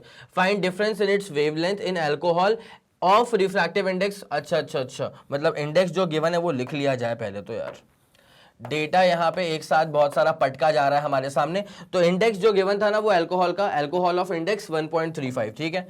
तो अल्कोहल का इंडेक्स है 1.35, डन, मान लेंगे, लेके चलेंगे और क्या, है ना। और उसके बाद फिर क्या कहना चाह रहा है कवि, उसके बाद and glass of refractive index 1.5, ठीक है। अगर नहीं गिवन होता तो भी हम इसको 1.5 ही लेके चलते हैं, स्टैंडर्ड वैल्यू जो हमको याद रहती है ना। ओके। अब उसके बाद क्या है, आपको बस डिफरेंस निकालना है, difference in its wavelength in alcohol and glass, मतलब अल्कोहल में वेवलेंथ माइनस ग्लास में वेवलेंथ, ठीक है। ये आंसर क्या आएगा आपको बस ये निकालना है। तो इंडिविजुअली लैम्डा ए निकाल लो, मतलब लैम्डा फॉर अल्कोहल निकाल लो। जब लाइट ट्रैवल करेगी ना उसके अंदर, अल्कोहल के अंदर, तब वेवलेंथ क्या होगी वो निकाल लो, माइनस जब लाइट या जो वेव ट्रैवल करेगी ग्लास के अंदर तब क्या वेवलेंथ होगी वो निकाल लो, फिर कर लेंगे इसको माइनस। तो पहले गेम खेला जाए किसके साथ? अल्कोहल के साथ। अच्छा जी, गेम कहां खेला जाएगा इस बार? अल्कोहल के साथ।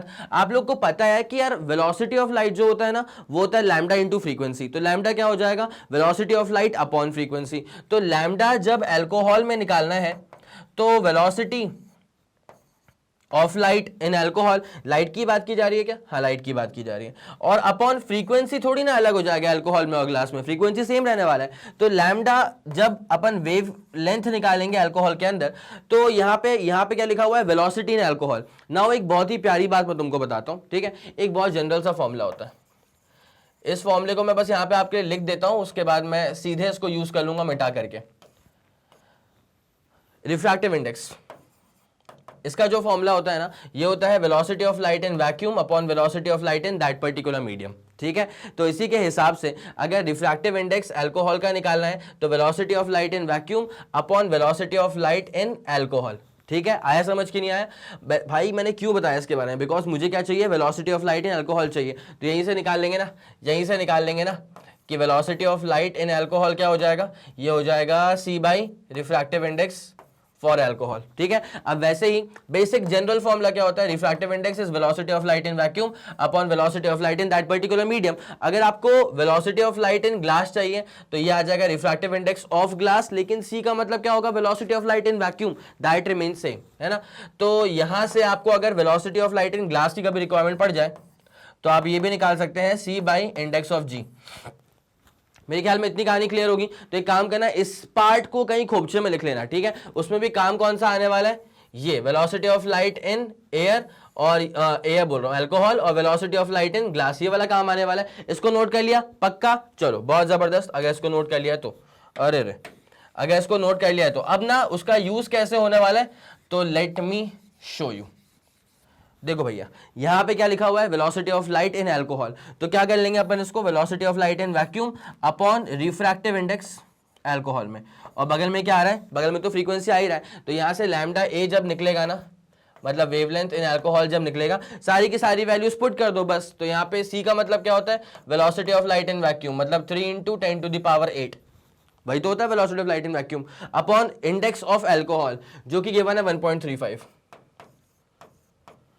बस उसके बाद था फ्रीक्वेंसी, फ्रीक्वेंसी कितना है 5 × 10⁻, फ्रीक्वेंसी गिवन था यार, फ्रीक्वेंसी था 5 × 10⁻14 हर्ट्ज, या मैंने लिखा नहीं फ्रीक्वेंसी को, तो फ्रीक्वेंसी भी गिवन था 5 × 10⁻14 हर्ट्ज। ये सवाल के अकॉर्डिंग चल रहे हैं, है ना। तो 5 × 10⁻14 हर्ट्ज। अब जैसे आप इसको पूरा सॉल्व करोगे ना, 14 था ये, जैसे आप इसको पूरा सॉल्व करोगे ना, तो लैम्डा इन एयर जो आएगा वो आ जाएगा 4.445 इंटू 10⁻⁻7, ठीक है। 4.445 अप्रोक्सीमेटली, 4.445 10⁻⁻7, है ना।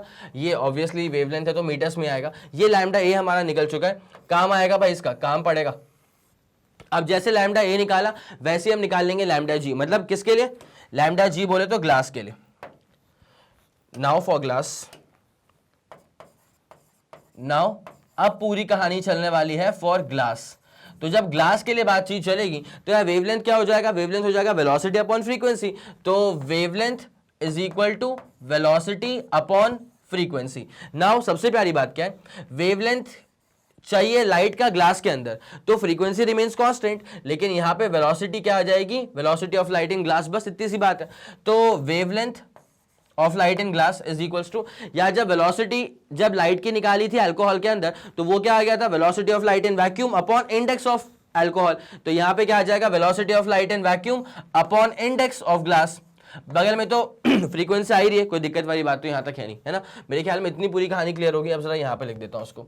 तो लैम्डा जी मतलब wavelength of light in glass, ये क्या हो जाएगा, सी का मतलब क्या होता है, velocity of light in vacuum, वो हम जानते हैं 3 × 10⁸, it's as simple as that, ठीक है। 3 × 10⁸ अपॉन नीचे क्या लिखा हुआ, इंडेक्स ऑफ ग्लास। ग्लास का इंडेक्स 1.5 गिवन था, तो ग्लास का इंडेक्स 1.5 हमको पहले से गिवन था, इनटू कर दो एफ, एफ का मतलब होता है फ्रीक्वेंसी, और फ्रीक्वेंसी भी सवाल के अकॉर्डिंग 5 × 10⁻14 है, बस इतनी सी बात है ना। अब जैसे आप वेवलेंथ निकालेंगे ना लाइट का ग्लास के अंदर, तो भैया 3/1.5 करोगे तो 2 बचेगा, ठीक है। तो ये आ जाएगा 2/5, उसके बाद हाँ जी सही जा रहे हैं, 2/5 10⁻⁻14 + 8 करना पड़ेगा, -14 + 8 करोगे ना तो 10⁻⁻6 आ जाएगा, बस इतनी सी बात। अब जरा गौर करा जाए, बस खत्म पे आ गया। 1/5 होता है 0.2, तो 0.2 का डबल करोगे तो 0.4 इंटू क्या हो जाएगा 10⁻⁻6। यार लैम्डा जो मैंने अल्कोहल में निकाला था ना, वो पावर था उसका 10⁻⁻7, वही कन्वर्ट कर रहा हूं मैं इसको, पॉइंट को आगे लेके जाऊंगा तो 4 × 10⁻⁻7, ये भी तो मीटर्स में आएगा, ये भी किस में आएगा, ऑब्वियसली मीटर्स में आएगा, वेवलेंथ है। अब आपको ये पूछा हुआ था कि what is the difference, difference पूछा हुआ था, तो नाउ खत्म करा जाए इसको, अब तो हो जाएगा ना। अल्कोहल ग्लास के लिए। अल्कोहल में कितना है 4.445, 10⁻⁻7 और माइनस कर देंगे ग्लास के लिए तो कितना है 4 × 10⁻⁻7। तो जैसे सॉल्व करेंगे इसको तो क्या आएगा अपना आंसर 0.445, 10⁻⁻7 और बस अब कुछ नहीं बचा, चाहो तो पॉइंट्स को आगे लेके चले जाओ तो कितना हो जाएगा 445 और 3 बार पॉइंट्स को आगे लेके गए तो फिर यहां पे 10⁻⁻7 में -3 और तो -10 हो जाएगा। डिफरेंस निकल गया है ये, कौन सा difference, wavelength alcohol minus wavelength glass का। बस इतनी सी ही बात है। तो ये आपका आ गया है final answer. This is your complete final answer. Detail solution था पूरा और इसके अलावा भी जो जनरल फॉर्मूला मैंने यूज किया था वो मैंने बता दिया था। जनरल फॉर्मूला कोई बहुत बड़ा फॉर्मूला नहीं है यार, ऐसा नहीं कि हमने कभी नहीं पढ़ा है यार। ये रिफ्रैक्टिव इंडेक्स, अरे रिफ्रैक्टिव इंडेक्स है velocity of light in vacuum upon velocity of light in that particular medium. अब जैसे मान ले एक्स मीडियम है कुछ, उसका इंडेक्स निकालना है तो एक्स मीडियम के अंदर लाइट की वेलोसिटी क्या है वो निकाल देना। बाकी सी को टच मत करना because c is the velocity of light in vacuum, वो तो कांस्टेंट ही होता है ना 3 × 10⁸ मीटर पर सेकेंड, इसलिए उसको टच मत करना। ठीक है, चलो अब इसको जरा क्लियर किया जाए। और ये तो आपका डिटेल सोल्यूशन रहा। सवाल का अगर आपको स्क्रीनशॉट चाहिए होगा तो ले लो फट से, 3 2 1 रेडी गो डन हो गया। अब उसके बाद ये रहा इसका डिटेल सोल्यूशन, इसका स्क्रीनशॉट लेना तो लाजमी सी बात है, जल्दी करना। हो गया पक्का, चलो बेटा अब इसको गायब किया जाएगा और अब आपको लेके चलते हैं इसके अगले वाले कंटेंट की तरफ, अगले वाले क्वेश्चन की तरफ। जल्दी आ जाओ। यहां पे लिखा हुआ है 2 आइडेंटिकल कोहेरेंट वेव्स। भाई कोहेरेंट वेव्स आ गया, मतलब इंटरफेरेंस की बात चल रही है। Each of intensity I0। अच्छा दो है तो पहले वाले की इंटेंसिटी भी I0 है और दूसरे वाले की इंटेंसिटी भी I0 है। भाई लिखी लेके इसको लिखते हुए चलते हैं। अच्छा मेरे ख्याल में आपने इसका स्क्रीनशॉट तो ले लिया होगा या आपने सवाल तो कहीं ना कहीं नोट कर लिया होगा। वीडियो पॉज कर लो, सवाल देख लो इसी स्टाइल में, ठीक है। अब मैं करता हूं सॉल्व, ठीक है। तो यहां पे क्या चीज है बेटा, एक का इंटेंसिटी I0 है, दूसरे का इंटेंसिटी भी I0 है, मतलब पहले वाले का और दूसरे वाले का दोनों का इंटेंसिटी है I0 के बराबर। मान ली हमने तुम्हारी बात और उसके बाद produces interference pattern. What are the values of resultant intensity at a point of constructive interference and at a point of destructive interference। ठीक है, तो आपसे पता है क्या पूछा हुआ है, रिजल्टेंट इंटेंसिटी पूछी हुई है, क्या होगी दो केसेस में, ठीक है।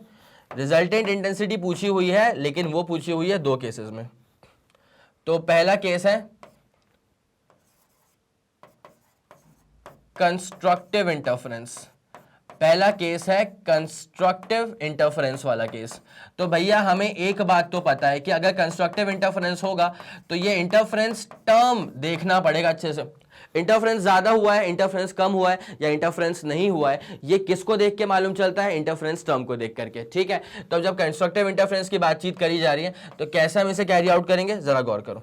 नाउ रिजल्टेंट इंटेंसिटी जो होती है वो क्या फॉर्मूला होता है उसका, पहले वाले की इंटेंसिटी प्लस दूसरे वाले की इंटेंसिटी प्लस आता है इंटरफेरेंस टर्म, ठीक है। अब इंटरफेरेंस टर्म क्या होता है, twice of under root of पहले वाले की इंटेंसिटी दूसरे वाले की इंटेंसिटी उसके बाद कॉज ऑफ फेज डिफरेंस, इतना ही होता है, ठीक है। अब जब कंस्ट्रक्टिव इंटरफेरेंस हो रहा है तो कंस्ट्रक्टिव इंटरफेरेंस के लिए सबसे प्यारी बात क्या है कि कॉस फाई की वैल्यू शुड बी मैक्सिमम और कॉस फाई की मैक्स वैल्यू क्या होती है +1 के बराबर हो जाती है। तो रिजल्टेंट इंटेंसिटी जो है वो आ जाएगा I1। अच्छा मैं लिख चुका हूं, I1 हो या I2 हो, मतलब पहले वाले की इंटेंसिटी हो या दूसरे वाले की इंटेंसिटी हो, उसको हमने I0 से करा है रिप्रेजेंट, चलेगा आपको इतना, plus twice of under root of बेटा I1 × I2 मतलब I0 × I0 मतलब I0 का स्क्वायर, और cos फाई की वैल्यू क्या हो चुकी है 1 हो चुकी है। भाई जब इसको बाहर निकालोगे तो ट्वाइस ऑफ I0 हो जाएगा, तो ये I0 plus twice of I0 मतलब 4 टाइम्स I0। तो ये कंस्ट्रक्टिव वाले पे 2I0 प्लस 2I0 मतलब 4I0। तो ये आपका आंसर खत्म हो गया। ये आपका आंसर आ गया है किसके लिए, रिजल्टेंट इंटेंसिटी आ गया है at constructive point, at the point of constructive interference. ये उस पॉइंट पे हुआ है जहां पे इंटरफेरेंस कंस्ट्रक्टिव नेचर का है, ठीक है। अब सेम काम करेंगे डिस्ट्रक्टिव इंटरफेरेंस वाले पॉइंट पर, रिजल्टेंट इंटेंसिटी निकाल के दिखा देंगे, ठीक है। तो आ जाओ। एक काम करूं क्या बेटा, सेपरेशन दे दूं पहले मैं इसको, चलो अब आ जाए दूसरा वाला पॉइंट है ना, हाँ, तो दूसरे वाले में क्या हो रहा है, डिस्ट्रक्टिव इंटरफेरेंस। दूसरे वाले केस में हो रहा है, ये पूछा है कि रिजल्टेंट इंटेंसिटी क्या होगी एट डिस्ट्रक्टिव इंटरफेरेंस।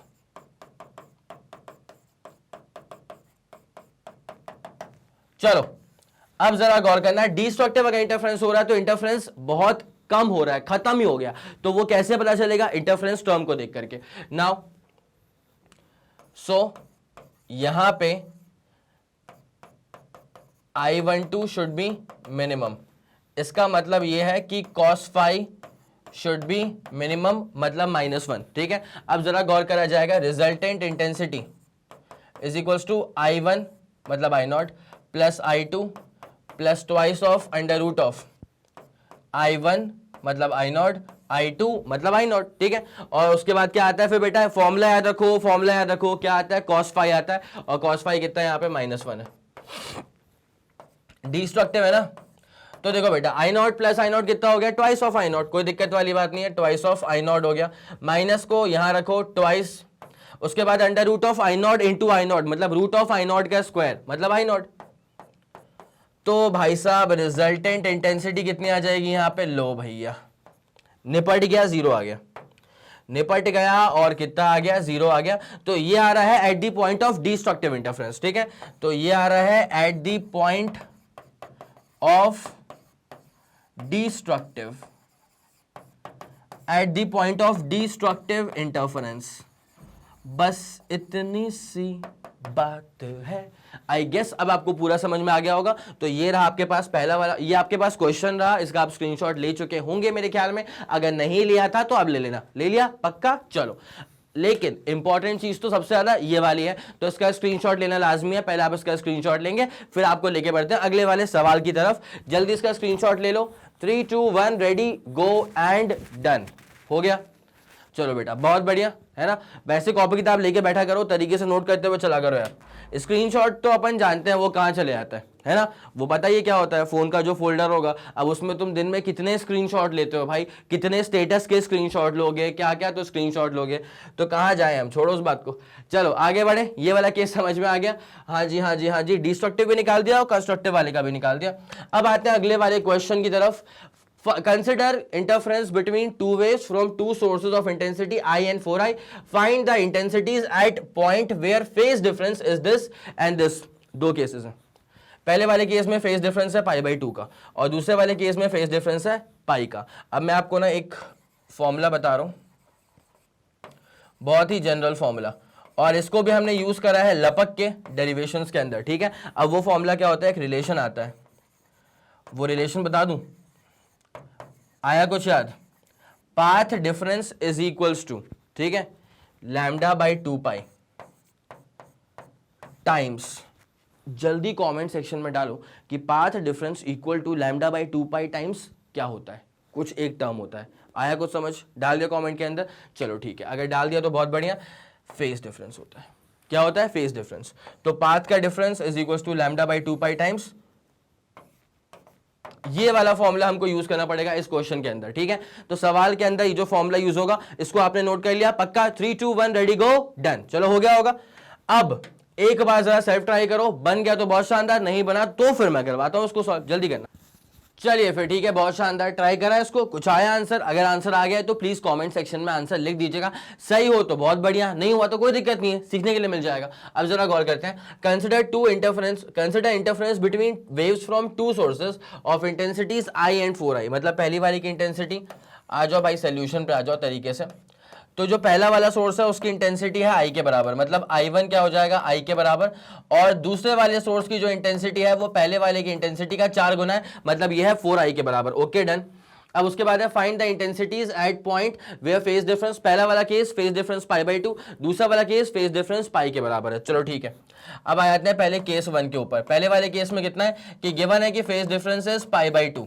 नाउ अगर फेज डिफरेंस π/2 है तो आपको पता होता है कि रिजल्टेंट इंटेंसिटी का बेसिक फॉर्मूला क्या होता है भाई, कितने बार अप्लाई कर चुके हैं, I1 plus I2 plus I12 का मतलब होता है इंटरफेरेंस टर्म, और उसका फॉर्मूला आ जाता है ट्वाइस ऑफ I1 I2 और उसके बाद cos ऑफ कभी कभी फाई लिखा होता है, कभी कभी φ1 माइनस φ2 लिखा होता है, एक ही बात है, फेज डिफरेंस है, ठीक है। अब बस सारी की सारी वैल्यूज भरना शुरू कर दो रिजल्टेंट इंटेंसिटी के अंदर। पहले वाले केस में निकाल रहे हैं जब फेज डिफरेंस है π/2 के बराबर, ठीक है। I1 कितना आया था बेटा, I के बराबर आया था। I2 कितना आया था बेटा, 4I के बराबर आया था, twice under root of I1 I2 करूंगा, इसको मल्टीप्लाई करूंगा 4 टाइम्स I का स्क्वायर, 4 टाइम्स I का स्क्वायर।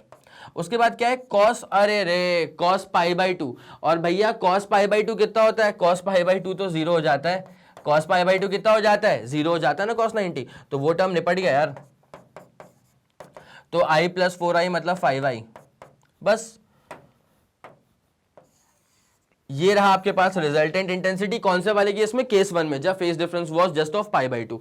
अब अगला वाला केस लेते हैं, उससे पहले जरा सेपरेशन दे दें इसको, अगले वाले केस में आने से पहले जरा सेपरेशन दे दें। अब अगला वाला केस क्या है बेटा आपके पास, फेज डिफरेंस होने वाला है पाई का। अगले वाले केस में गिवन है कि now if the phase difference is pi, ठीक है। तो अब क्या होगा भाई, सिंपल सा फॉर्मूला है, मैं वही अप्लाई कर रहा हूं, resultant intensity is equals to I1 plus I2 plus I12, आप जानते हैं। तो I1 कितना था, I के बराबर, I2 कितना था, 4I के बराबर, plus twice of under root of I1 I2 obviously, मतलब I इंटू 4I, मतलब 4 टाइम्स I का स्क्वायर, मतलब 4 टाइम्स I का स्क्वायर। उसके बाद क्या हो जाएगा, कॉस ऑफ फेज डिफरेंस। अब सवाल के अकॉर्डिंग फेज डिफरेंस कितने का है, पाई का है, तो कॉस पाई। अब आप जानते हैं, दुनिया जानती है यार कॉस 180 क्या होता है, दुनिया जानती है कॉस 180 क्या होता है, ये होता है -1 के बराबर। अगर ये -1 के बराबर है तो रिजल्टेंट इंटेंसिटी क्या हो जाएगी, ये आ जाएगा 5I, कॉस पाई कितना होता है -1 तो 2, और ये 4I स्क्वायर का रूट निकालोगे तो 2I। तो यहां पे जो रिजल्टेंट इंटेंसिटी है वो आ जाएगी 5I माइनस 4I। तो जो रिजल्टेंट इंटेंसिटी इस वाले केस में बचेगी वो बचेगी बस और बस I के बराबर। बस इतनी सी बात है, आ गया समझ, ठीक है। तो ये निकाला जब फेज डिफरेंस π/2 का था according to given condition in the question, तो ये गिवन था, और यहां पर भी according to given condition in the question, ये भी गिवन कंडीशन थी, ठीक है। तो ये वाला आंसर है आपके पास पूरा। सवाल का स्क्रीनशॉट चाहिए तो भाई साहब जरा ले लीजिए, जल्दी करिएगा। 3 2 1 रेडी गो एंड डन। अब उसके बाद आपको चाहिए होगा इसका पूरा डिटेल्ड सॉल्यूशन का स्क्रीनशॉट, जल्दी कर लो बेटा। 3 2 1 रेडी गो एंड डन। चलिए बहुत जबरदस्त, इसको तो आपने कर लिया, अब इसे गायब किया जाए, और अब आपको लेके चलते हैं बिना समय लगाए अगले वाले और आखिरी वाले क्वेश्चन की तरफ, ठीक है। क्या लिखा हुआ है यहाँ पे, 2 interfering sources having an intensity ratio of 16:1, मतलब इंटेंसिटी का रेशियो गिवन है। अच्छा, तो अब की बार हमें इंटेंसिटी का रेशियो गिवन है 16:1, तो I1/I2 16/1, ओके डन।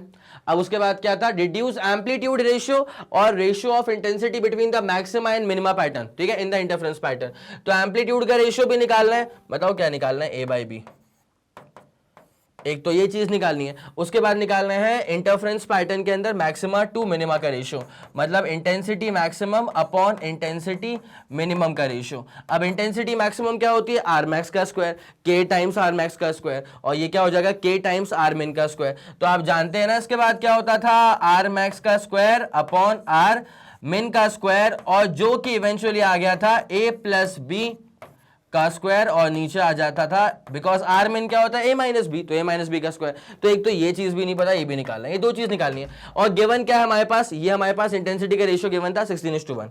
अब भाई पूरी दुनिया जानती है इंटेंसिटी का रेशियो जो होता है ना,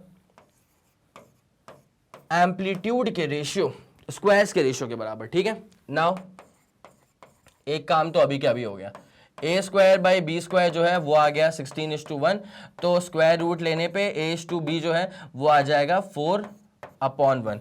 तो जो पहली बात ये पूछ के रखी थी कि यार एम्पलीट्यूड का रेशियो क्या होगा, तो एम्पलीट्यूड का रेशियो हो जाएगा 4:1, पहली चीज तो ये है, ठीक है। So this is the amplitude ratio, amplitudes ratio, amplitude का रेशियो है, ठीक है। अब दूसरी बात, अब आते हैं अपन intensity maximum upon intensity minimum के ऊपर। तो यहीं से एक काम किया जाए, पहले ना जरा कुछ वैल्यूज निकाल ली जाए। a is equal to 4b, ठीक है। तो पहली फुर्सत में a इज इक्वल टू क्या आ जाएगा, 4 टाइम्स b आ जाएगा, ठीक है।